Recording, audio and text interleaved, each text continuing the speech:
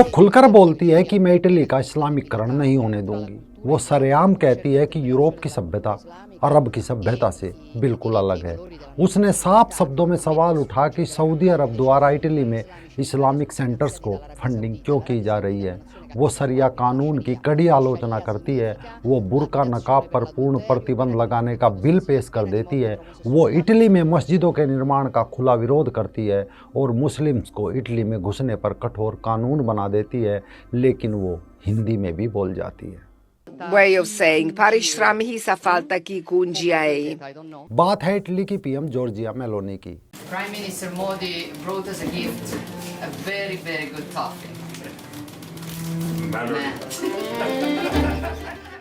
नमस्कार दोस्तों, रंग दे बसंती देखना शुरू कर चुके हैं आप। मैं हूं राजीव चौधरी। भारत के प्रधानमंत्री और इटली की प्रधानमंत्री जॉर्जिया मेलोनी जब मिले तो सोशल मीडिया पर मानो आग लग गई।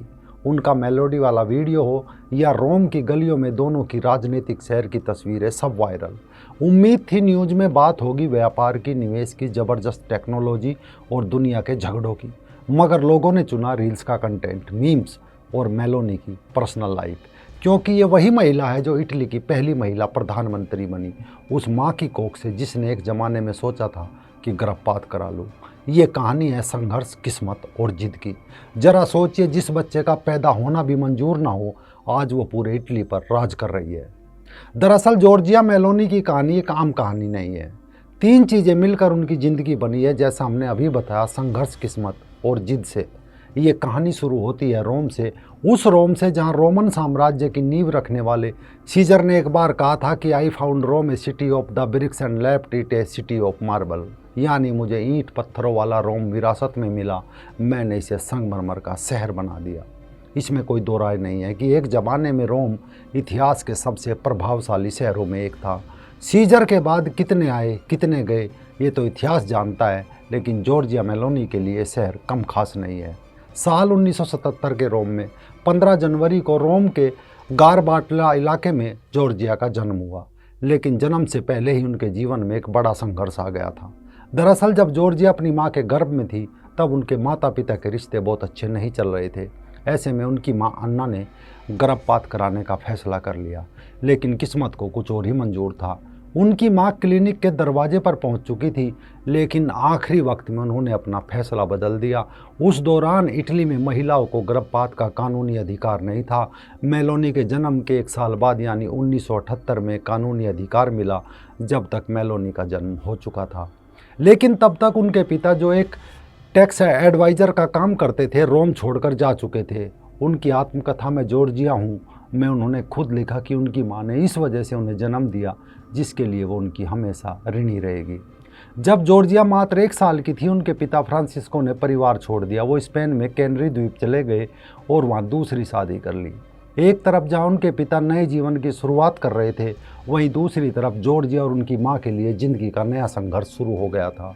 उनकी मां अन्ना, जो एक उपन्यासकार थी, उसने कभी हार नहीं मानी और अपनी दोनों बेटियों को अकेले ही पाला। इस दौरान जॉर्जिया ने अपने कंधों पर बचपन का बोझ उतारना शुरू कर दिया। अपनी पढ़ाई के साथ साथ उन्होंने मुश्किल हालातों का सामना करने के लिए कम उम्र में ही काम करना भी शुरू कर दिया। लेकिन इस दौरान उनके पिता उनके लिए एक और बड़ी वजह बनकर आए। इस बार उनका नाम बदनाम करने वाली वजह फ्रांसिस्को था, जो पहले टैक्स एडवाइज़र था, बाद में ड्रग्स की तस्करी के मामले में जेल भी गया। एक तरफ जॉर्जिया नाइट क्लब में बारटेंडर का काम करके अपनी मां की मदद कर रही थी, तो दूसरी तरफ उनके पिता ड्रग्स के धंधे में जेल जा रहे थे।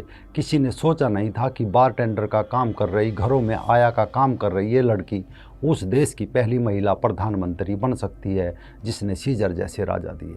फिर शुरू हुआ 1990 का दशक। पूरी दुनिया में राजनीतिक उठापटक मची हुई थी। भारत में भी कांग्रेस के खिलाफ जनता दल ने मोर्चा खोल दिया था। उधर कोल्ड वार खात्मे की तरफ बढ़ रहा था। सोवियत संघ दरक रहा था।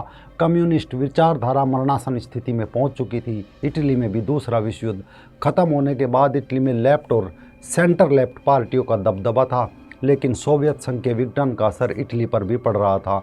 वहाँ पुरानी वामपंथी पार्टियों का प्रभाव घटने लगा। इसी समय मिलान शहर में जांच अधिकारियों ने घूसखोरी के कुछ आरोपों की जांच शुरू की। जब इसकी परतें खुली तो पूरा देश हैरान रह गया। भ्रष्टाचार के इस खेल में उद्योगपति, नेता, अफसर, मंत्री, प्रधानमंत्री सब मिले हुए थे। किसी बड़ी पार्टी का दामन इससे अछूता नहीं था। ये सब देखकर इटली के लोगों का मन उचट गया, जिसके चलते कई बड़ी पार्टियों ने खुद को भंग कर दिया और नए नाम व नई पहचान के साथ वो राजनीति में वापस लौटे। उसी काल में एक पार्टी ऐसी भी थी जो स्कैंडल से लगभग अछूती रही। इस पार्टी का नाम था मूवमेंटो सोशल इटालियनो। हालांकि इसका प्रभाव केवल कुछ चुनिंदा इलाकों तक सीमित था। मुसोलिनी के कुछ वफादार लोगों ने मिलकर इस पार्टी को बनाया था।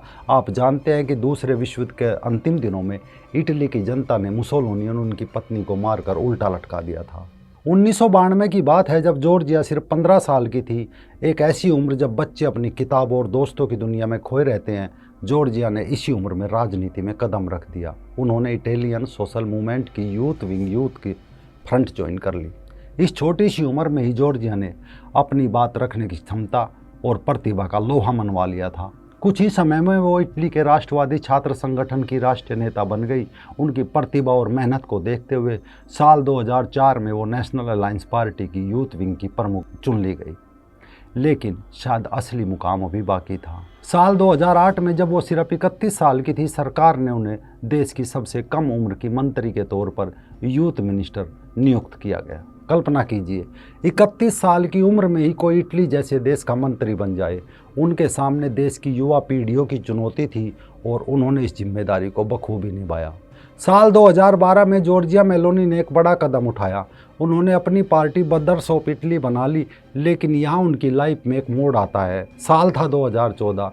मीडिया सेट टेलीविज़न का एक शो था। मेलोनी ब्रेक के समय बाहर जाकर केला खा रही थी। तभी एंड्रिया जियाम्बुर्नो नाम का एक लड़का जो मेलोनी से 4 साल छोटा था वहाँ पहुँचा और बिना पूछे मेलोनी के हाथ से केला लेकर खाने लगा। मेलोनी को उसका अंदाज पसंद आया। दोनों के बीच बातें हुई, मुलाकातें हुई, कुछ फैसले हुए और दोनों बिना शादी के एक रिश्ते में बंध गए। इसके बाद साल 2016 में उनकी बेटी ग्रिनेवा का जन्म हुआ। दूसरी ओर मेलोनी की नई नई बनी पार्टी के लोगों को ज़्यादा समर्थन नहीं मिल रहा था। साल 2018 में इसे सिर्फ 5% से भी कम वोट मिले। लेकिन मेलोनी ने हार नहीं मानी। अगले कुछ सालों में जॉर्जिया ने अपनी पार्टी को एक मजबूत राष्ट्रवादी विचारधारा वाली पार्टी के रूप में स्थापित किया। जल्द ही ब्रदर्स ऑफ इटली देश की सबसे बड़ी पार्टी बनकर उभरी। आखिरकार साल 2022 में वो दिन आ गया।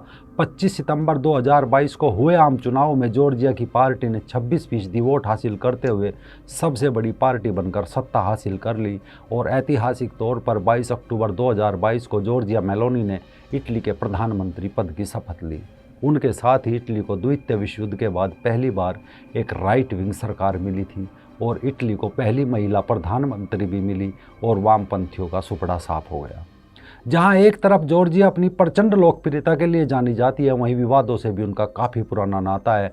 उन पर उनकी पार्टी पर फांसीवाद होने का आरोप लगता है, मुस्लिम विरोधी होने का आरोप लगता है और उनकी पार्टी की जड़ें नव फांसीवादी आंदोलन से जुड़ी हुई बताई जाती है। उनके राजनीतिक विरोधियों ने मुसोलिनी इन हिल्स जैसे नामों से पुकारते हैं। जॉर्जिया मेलोनी बार बार इन आरोपों से खुद को अलग करने की कोशिश करती है, लेकिन इन सब के बीच उनकी निजी जिंदगी ने भी दुनिया का ध्यान खींचा।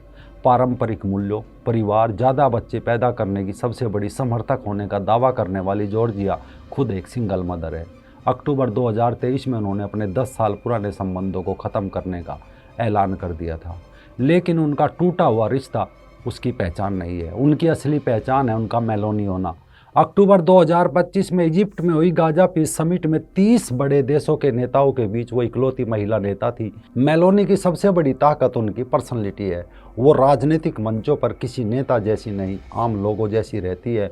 उन्हीं की भाषा में बात करती है और कार्यक्रम के बाद लोगों से हंसी मजाक भी करती है। ऐसी तस्वीरें अक्सर उनकी आती रहती है। कोई उन्हें मुस्लिम विरोधी कहता है, कोई फांसीवादी, लेकिन उनके स्पष्ट बयान और पारंपरिक विचारधारा इटली जैसे कैथोलिक ईसाई बहुल देश में उन्हें पॉपुलर बनाते हैं। दुनिया के तमाम देशों के नेताओं से उनकी मुलाकातें चर्चा में रहती है, रील्स बनती है, मीम्स बनते हैं, उनकी सुंदरता की तारीफ होती है और उनसे मिलने वाले नेता भी उनसे अलग अलग अंदाज में मिलते हैं। और ऐसी एक मुलाकात उनकी फ़िलहाल प्रधानमंत्री नरेंद्र मोदी से चल रही है। बाकी भारत में वो कितनी पॉपुलर है आप सोशल मीडिया पर देख ही रहे होंगे।